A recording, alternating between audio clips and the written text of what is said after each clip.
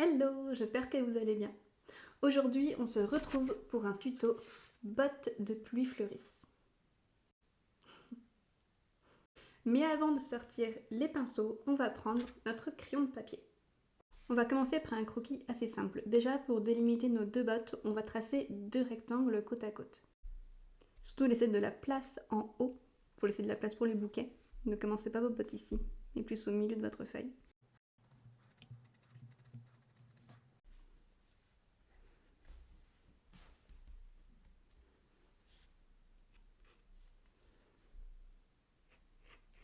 Voilà notre point de départ, nos deux rectangles.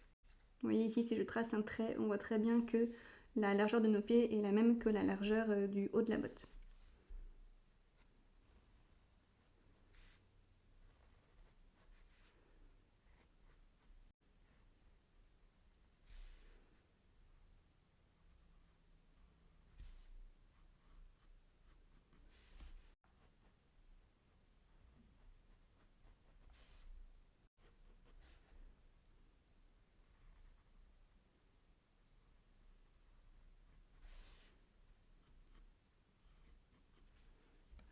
Je gomme mes traits de construction.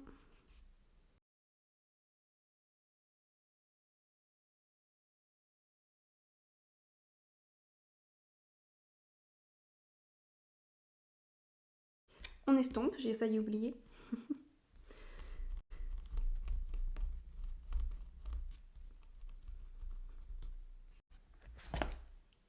Donc là, on a dessiné notre partie botte, mais on ne va pas du tout dessiner la partie bouquet. Là, ça sera vraiment directement à l'aquarelle, au pinceau. Et je vais vous montrer un peu quand même à quoi ressemble une fleur de ce bouquet. Donc ce sont des tournesols. En gros, ces petites fleurs vont vraiment ressembler à ça. On a un cœur qui est quand même assez gros et des pétales tout autour.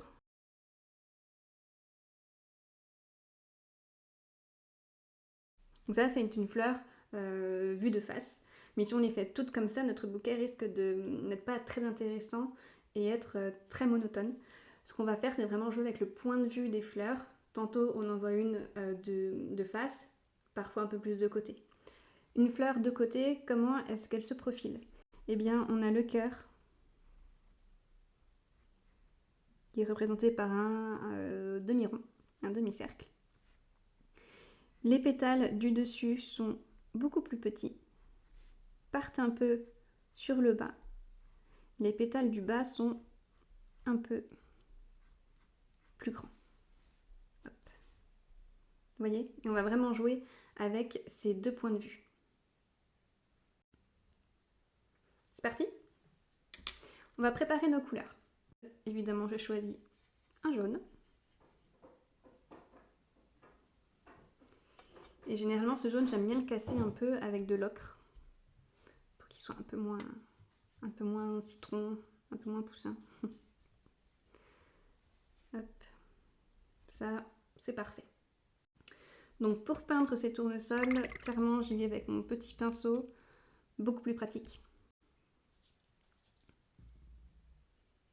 Hop. Et je me lance. Je vais commencer par une fleur vue de face. Ça reste le plus simple. Et là, je vais vraiment laisser du blanc au niveau du cœur.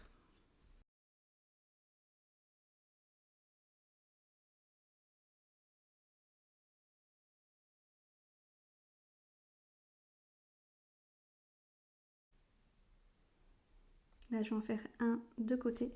Alors, là, je vais en faire une de côté. Si jamais on ne se sent pas à l'aise du fait d'imaginer le cœur, on peut très bien le dessiner. Je pourrais très bien ici dessiner un demi-cercle.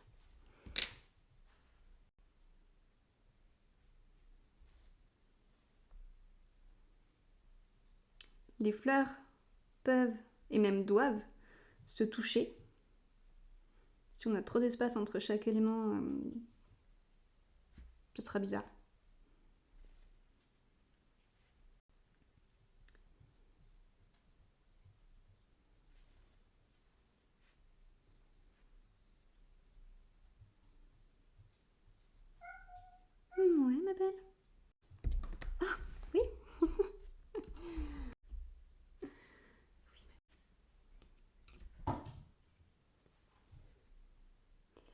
J'en étais où?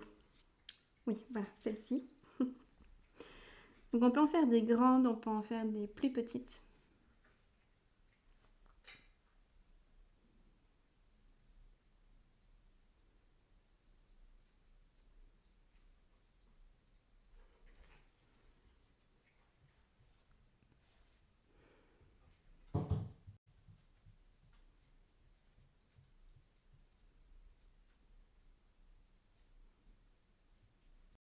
On peut également en faire une qui est vue du dessous.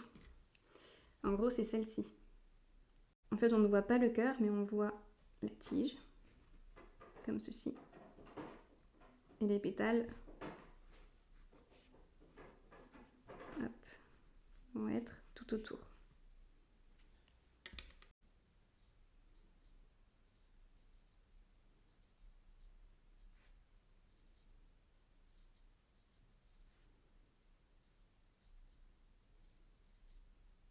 Ensuite, je peux faire d'autres petites fleurs. Celles-ci, ce ne sont pas des tournesols, mais des...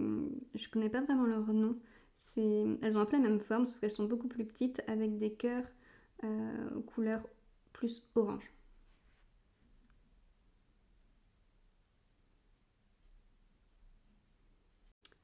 Aussi, généralement, dans les bouquets, pour les étoffer un peu, on va glisser des gypsophiles, c'est plein de mini-fleurs.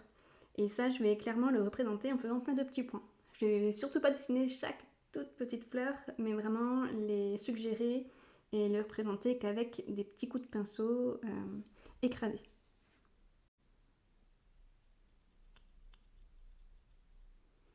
J'écrase mon pinceau comme ça en faisant plein de petits points.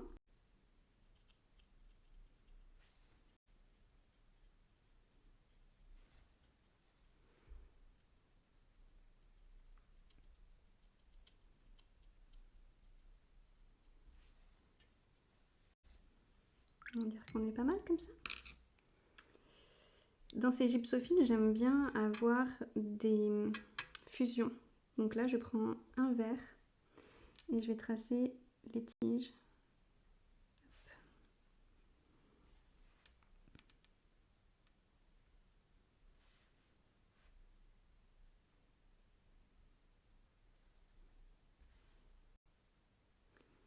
Et je m'arrête là. Une fois sec, on va peindre enfin les cœurs et tout le feuillage qui va autour. Pour le cœur, je vais commencer avec mon marron. Donc ça, c'est la couleur chêne pourpre de chez Jolies Graines, que j'apprécie énormément. Il y a un petit côté gourmand, un petit côté chocolat chaud. Mais bon, là, on peint des tournesols. Pour le cœur, je ne vais pas faire des simples ronds. Je vais les représenter en pointillés.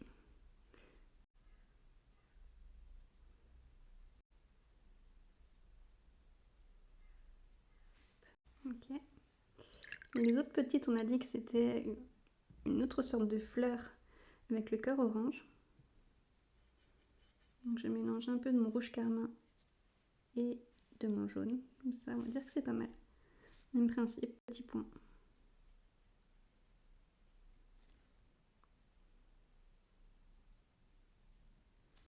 Et maintenant pour ce qui est feuillage, j'aime bien peindre avec la couleur vert vessie. Donc, je prépare un réservoir de cette couleur. Et je vais faire la même chose avec le vert sapin qui est juste à côté dans ma palette. Que je vais diluer un peu avec du gris de peine. Donc là, je vais peindre des feuilles qui tombent un peu sur mes bottes.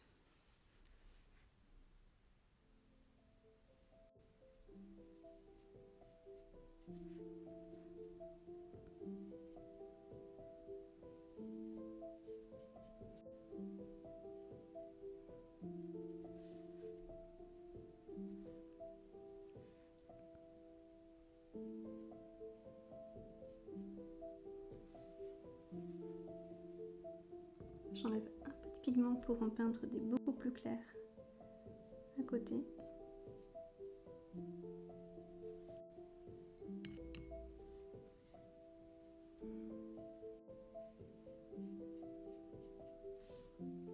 Là, de suite, je vais peindre la tige de ce tournesol, donc qui est vu de derrière.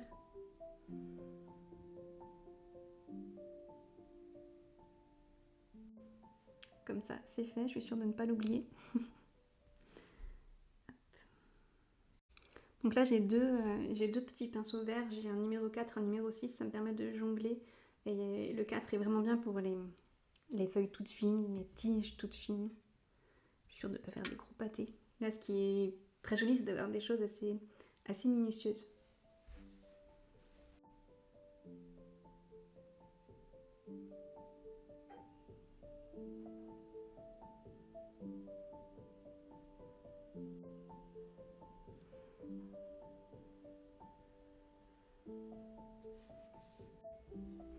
Là, je vais peindre une tige de feuilles assez claires.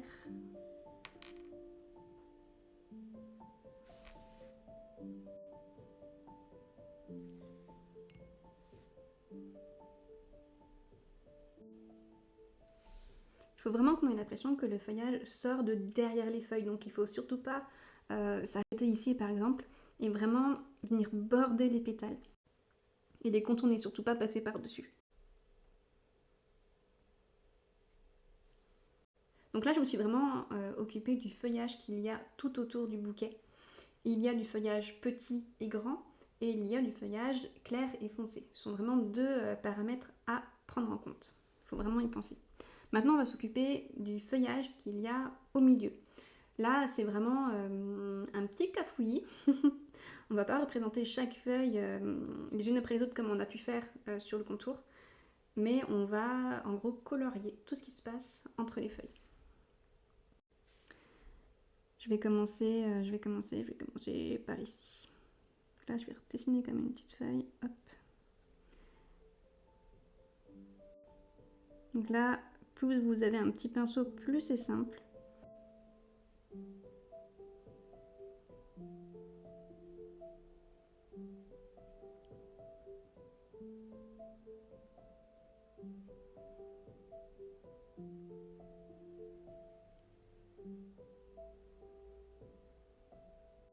Donc là, c'est le moment où on arrête de respirer parce qu'on veut surtout pas dépasser.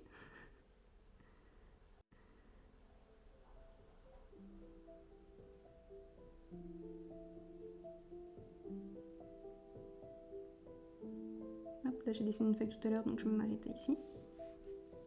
Et je reprends un peu du vert sapin mélangé avec le noir que je disais tout à l'heure. Et je mets des petites touches.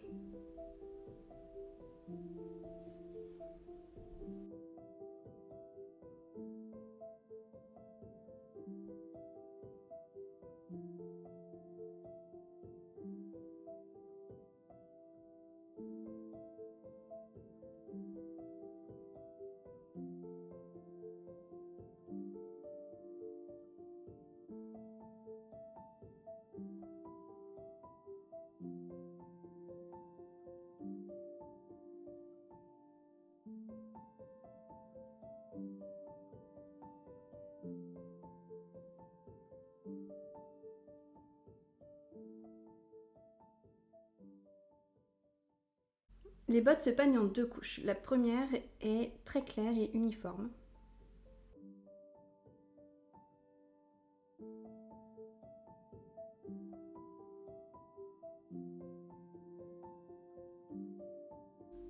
On ne laisse aucune zone blanche, c'est vraiment la deuxième couche qui viendra apporter la lumière.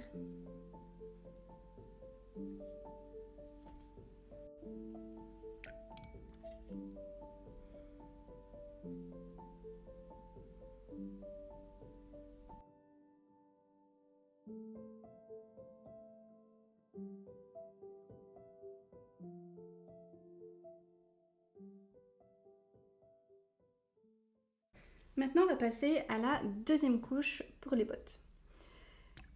Pour ça, je vais préparer une couleur un peu plus foncée. Donc du jaune avec de l'ocre.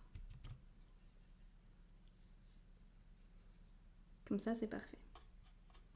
Ici, le but, ça va être, je vous montre sur le modèle, de créer l'ombre sous le bouquet et également donner du volume à notre botte. Donc on va laisser des zones des zones beaucoup plus claires, ici et ici.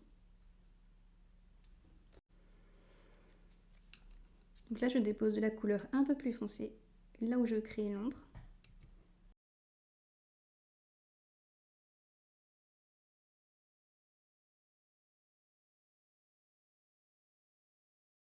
Puis j'estompe avec que de l'eau.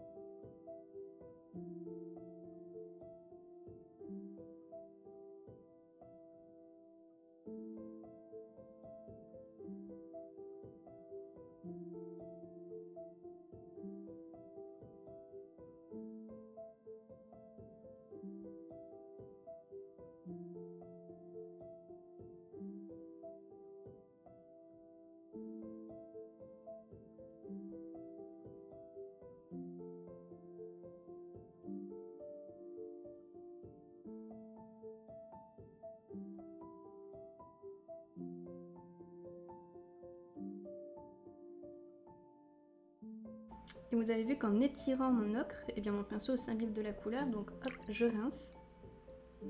J'essuie un peu parce que je veux très peu d'eau. Mon but c'est pas que mon ocre se dilue sur toute la longueur de la botte. Donc j'évite de mettre trop d'eau. J'y vais tout doucement. C'est là que les deux pinceaux sont assez utiles. Un pour la couleur, l'autre pour étirer.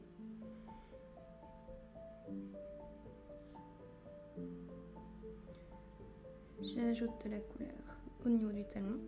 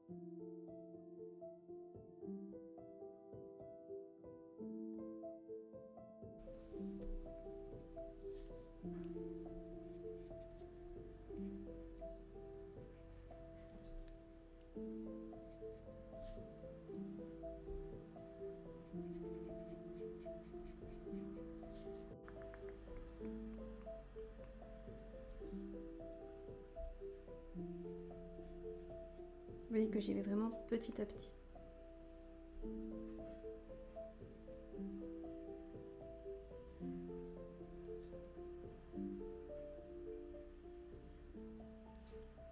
Ensuite, pour l'ombre, je vais préparer un peu de gris de peine.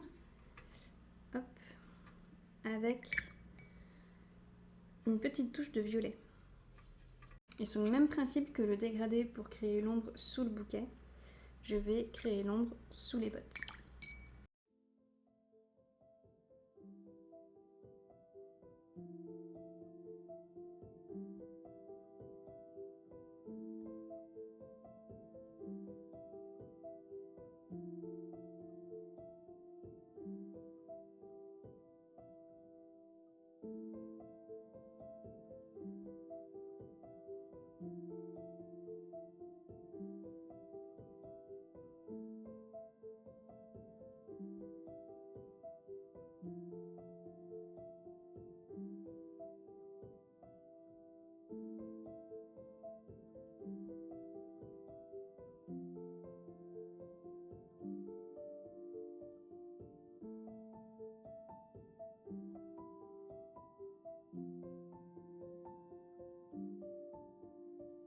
Et sous le bouquet, je ne vais pas faire une ombre très nette, mais plutôt une ombre avec des trous, puisqu'il y a des trous dans le bouquet, entre les feuilles.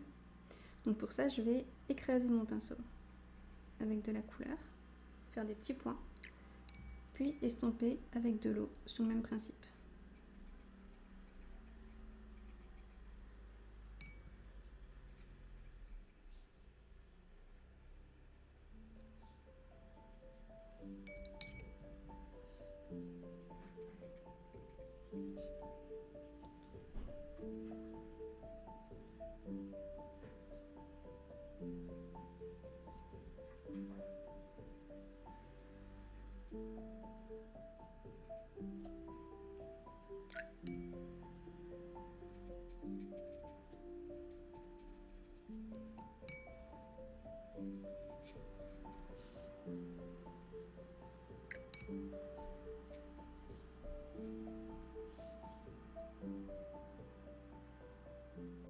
Ensuite, pour redonner un petit peu de volume aux fleurs, je vais reprendre mon mélange que j'ai utilisé pour la deuxième couche des bottes et venir retracer quelques pétales pour les faire ressortir.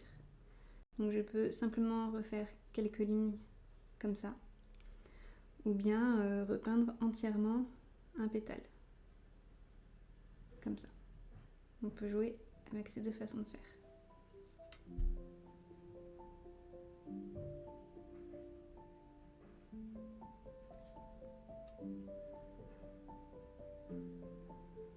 J'aime simplement remettre des petits coups de pinceau à quelques endroits. Faut pas trop en abuser non plus.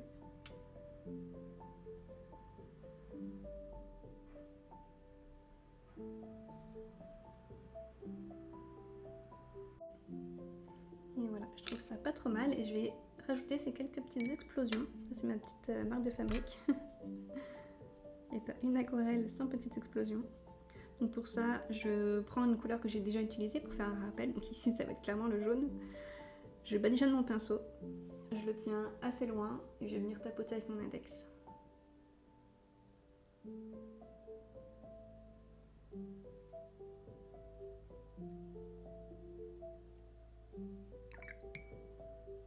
Et voilà.